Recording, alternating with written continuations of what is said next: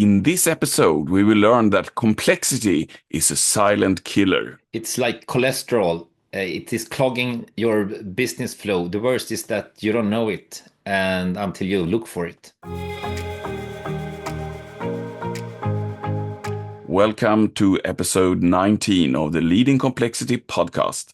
This is where we explore the art of leading organization in today's hyper-competitive, complex landscape. We do this together with some of the world's foremost thinkers in leadership. My name is Tomas Björkholm, and with me I have Göthe. In this episode, we will listen to an exciting conversation with Mary Poppendieck. Mary is a thought leader and pioneer in applying lean principles to software development. She's the co-author of 4 influential books, including the groundbreaking Lean Software Development. Mary, together with her husband Tom, are very good friends of CRISP.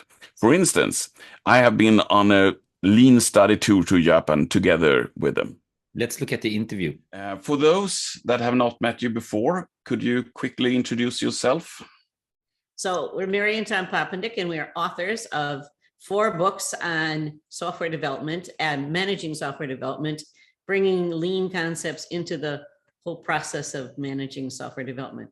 Before that, we had many decades of experience actually writing software and managing software. Yes, and for those that have not read your books, I can highly recommend them. I think they are really good, and it's been very much in a good way introducing me to the topic of lean, especially for software development. And so I really like your books. So thank you very much for writing them. I must stop there. Thank you. We enjoyed it. That's great. So going to the topic of complexity. Why should leaders care about complexity? Well, if you think about complexity, it's a silent killer. Okay, it's going to kill profits and it's going to kill growth. You think about it like cholesterol. Okay, it clogs up the flow of money in your business and slows everything down. And also like cholesterol, you don't know you have it until you look for it. There's a couple of kinds of complexity. Good complexity, that's stuff customers is willing to pay for. That's basically your differentiation. And then there's bad complexity. That's complexity that you have that you don't need to because customers don't want to pay for it. And basically, it's the root cause of your slow processes. That's interesting. What would you say that are the biggest challenges for leaders facing complexity? Well, I think one of the most important things is to find the cause and then to look for the solution. So if you look at the cause, I'm going to point out 2 causes. One is additional offerings than you need to have.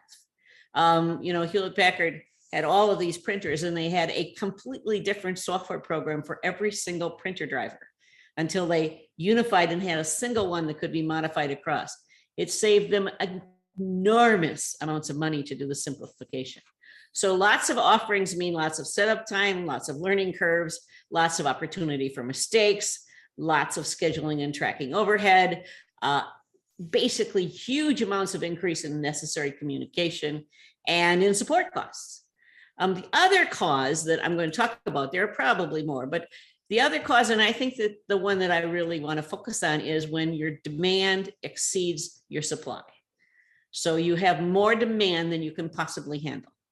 As I've run into IT departments that almost all have that.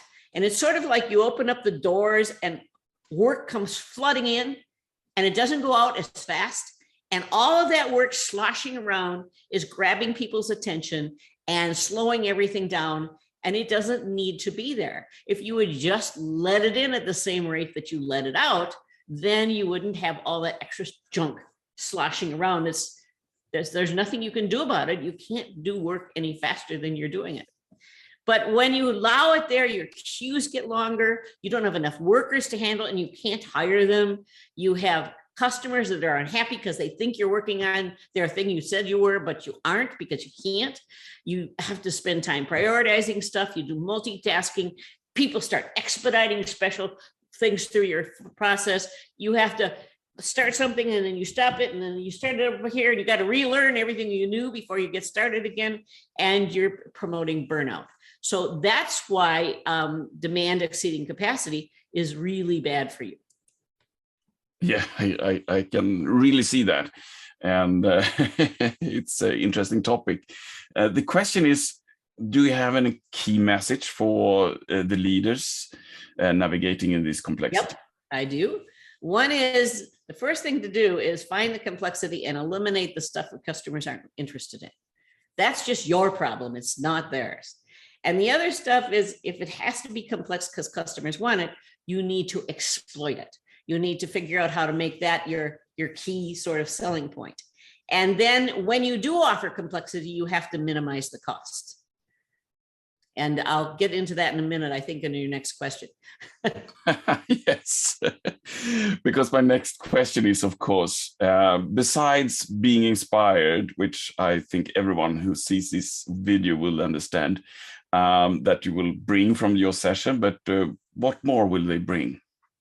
We're going to focus on the cost of complexity that comes from having more demand than you have supply, as opposed to having extra offerings.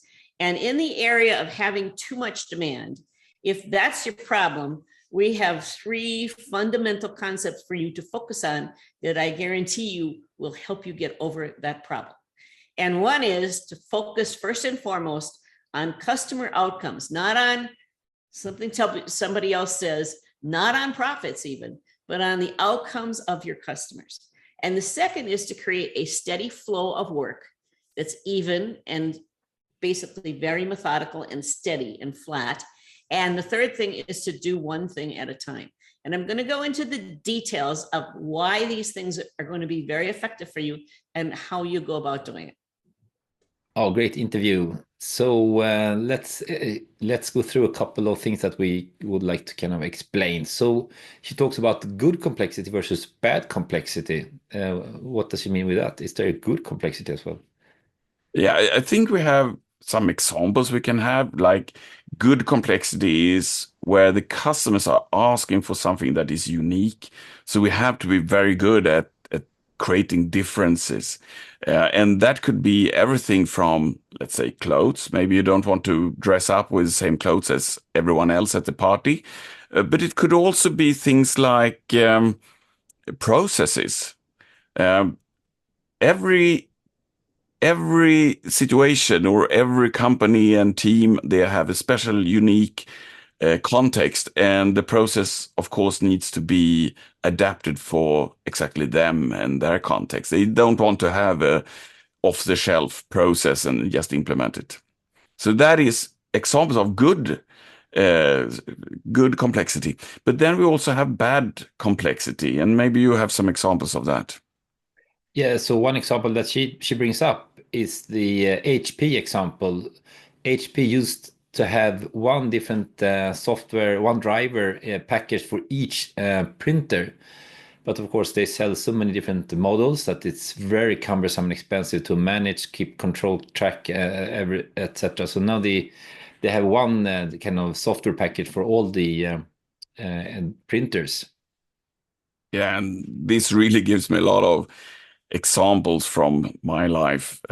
Just look at IKEA, for instance. I have bought a lot of furniture from them, and like the kitchen. But then when I wanted to complement it a couple of years later, then it was totally hopeless, because they have made small changes on everything that make them not being compatible with each other. And just at the moment, because we are getting closer to the dark times and the Christmas times, so I bought some lightning strings for my garden. And a couple of years ago, one of them broke. So I wanted to complement it with a new one. And of course, they have changed a little bit. So it didn't look the same as the old ones. They couldn't connect them to the old ones. So what a mess, and absolutely not customer value. Maybe you have some examples as well of good or bad complexity. Well, I was thinking, first of all, that when there is complexity that the customer don't really use or need is one example. And one recent example is from Tesla, where they removed the lumbar support, the electronic support in the passenger seat, because they realized that hardly no one used that function. So they removed it because that was adding complexity then to the manufacturing of the car. Of course, there was a few complaints, but in general, they made the product much more or much less complex. Yeah, and I would say this is really balanced because I hear a lot of people complaining about softwares like Excel or Jira. And I think it's like everyone feels like I'm only using 10% of this software. So we can remove 80, 90% of it, of all the functionalities. The problem is that even though everyone agrees with that statement, when they are talking about what to remove, then it will become something completely different. So the balance here is to understand what of all those features can we take away. Very few will miss them, because if we take away too much, there might be that the 10% that we leave at the end will not be sufficient for anyone. So I don't know if you have any answers to how to solve that. There has been a trend of kind of single function, very clean apps for one small purpose, but then you end up, of course, with hundreds of apps on your phone, and then I think the pendulum will go backwards to the everything app or this kind of WeChat thing, or where you try to get everything in one. So I suppose it goes back and forth. Yeah. There is another thing she's mentioning. She's saying work slushing around. Yeah. What does she mean? I think yeah, I got the image, the picture of like lots of liquid just floating, slashing, going back and forth, and that creates turbulence, and also it pick up people's attention. And when things go in one way, you kind of put attention there, you have to manage it, and then you have lost attention somewhere else, and then something else is happening. So it's things is just floating around, and this is happening when you kind of open the doors and let too much work in. So you end up with multitasking. You have to jump in between things to do. Yeah, this again reminds me very much about the place where I worked like 25 years ago. Oops. And it was early internet days, and we had changed the organization. Before, when we started, we were very much working together with business, focusing on the business area. But now they wanted to, separate business and IT. And I was sitting on IT, and we had like business were coming like once a week telling that, oh, we are working on the wrong thing. We need to start working on this. And after a few meetings discussing this problem, IT management decided, okay, we have to focus, plan and change what we focus on, and we focus on something new.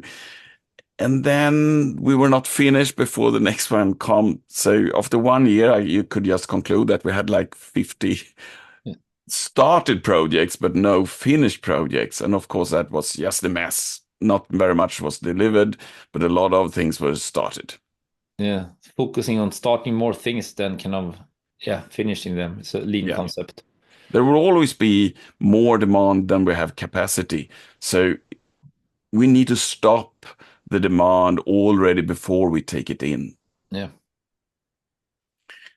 Which gives us the idea of this, the highlight I really like, and she is talking about complexity as a silent killer. That sounds really dramatic. Yeah, I really love the metaphor of cholesterol. It's how cholesterol kind of clogs up your arteries, and the blood flow is going through slower, and you get sick.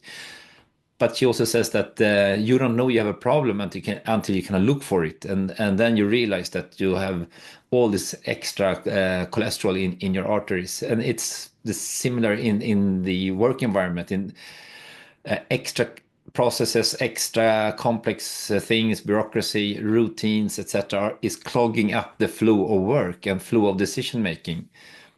So we need to start kind of look for that to simplify and remove this unnecessary complexity. Yeah, and especially all things we add because we want to have control. And yeah, as we talked about earlier, trying to control the uncontrollable, that will probably mess up with a lot of cholesterol. And as you know, it silently kills It's each like eating bad food. When we're trying to control complex environment, it's like eating junk food, and it's clogging up our system. Yeah, it's like being on a diet. And since we are hungry, but then we are eating the bad food instead of, planning for some good food. Yeah, so lean is not only about creating flow, but actually getting fit and lean, I suppose. Another thing I would like to highlight is when she's saying that if you have to offer complexity, then you should minimize the cost. And I am thinking of Scania, the truck manufacturer, and I hear a lot of people working there saying that every vehicle that is leaving the factory is more or less unique. And that is because they have so many options, but they have made them modularized. So they are able to be both efficient, but still leaving very many options. I think this is really interesting how they have solved it. And I think also Mary mentions that when you are offering this increased complexity, you also kind of get the value of it and kind of charge for it. Yeah. Okay, so Mary also brought up the impact of too much demand. Why is that a problem? Well, it's a lot of problems. Yeah. First of all, we have the multitasking problem. When we have a lot of things in the air, there we need to have more coordination, we need to have more management, we will have dependencies on more things, and well, everything is just increasing the complexity. This is the cholesterol again. Secondly, long queues. And the problem with that is that we get slower delivery, which means that the world will be changing, which means that the customers will be changing what they need to have. That means we need to redo a lot of things. It also drives the need for excess documentation. If things are taking a long time and if you have multiple things going in parallel, it requires a lot of documentation rather than if you're working on one thing at the time. That's much more easier. Yeah. But we also have something that is maybe the worst, and that is the health of the employees. Because this feeling that you are not able to complete something, you are always starting on something new.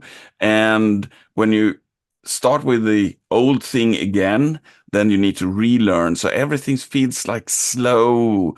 You don't feel you got your potential really delivered. And that, of course, could end up in burnout. Yeah, very stressful. And also the more things you have in kind of up in there, the more times you're task switching, and task switching it creates more cognitive load. But also when you're switching, you're pausing kind of something else and have to change your context. So that also creates stress and inefficiency. It's more bad cholesterol. Yeah, and the way of solving this is, as we talked about earlier in earlier episodes, it's about prioritization, and not prioritization in form of should we do it or should we not do it, like budgeting. It's rather prioritization where we say this goes before that, so we have an ordered list. This is most important. This is second most important. This is third most important. Okay, Mary talked about 3 keys for managing this demand and kind of then releasing or reducing the complexity. Yes. First of all, she's saying focus on customer outcome. What is creating value for the customer? Yeah, so getting rid of this bad complexity. In lean, typically the definition of waste is if a customer was kind of watching what you were doing, would they want to pay for that? Is that value added for them? Yeah. So if is your meeting a value add, you can kind of have this check question to see if if a customer saw what you were doing now, would they be happy to pay for it, so to say? And would they be happy that you are waiting for a decision to be taken by someone else? Yeah. Good question. Yeah. So focus on what's actually value adding. Yes. Second thing she is mentioning is maintain a steady flow of work. So don't go up in peaks, having a really stressful period and then have a more calmer period. Trying to be more constant pace. Yeah, I think we talked a lot about this too much demand. So if you allow too much work in, it's kind of then flooding the system and you get this kind of swoosh effect. Yeah. And thirdly, she is mentioning focus on one thing at a time. Yeah, I think we touched upon that as well, right? So it's the opposite of multitasking. So the benefit when you're actually working together, yeah, but we had the video on our pod before, and he kind of brought up that people are doing so many things at the same time, but actually and meet to talk about work rather than doing work together. So if you focus on one thing and have people collaborating on that one thing, it increases the effectiveness, and so many of the problems goes away. So a lot of this waste goes away by doing that. Yeah. So again, teaming is a really good idea. Yeah. Okay, let's wrap up for today. We're curious about your reflections, so please share them in the comments. And if you want to learn more, then we suggest that you go to leadingcomplexity.com and go to podcasts, and there you see all our previous episodes, and you can also find them on your favorite podcast channel. So subscribe to us there. Thanks for today. Thank you.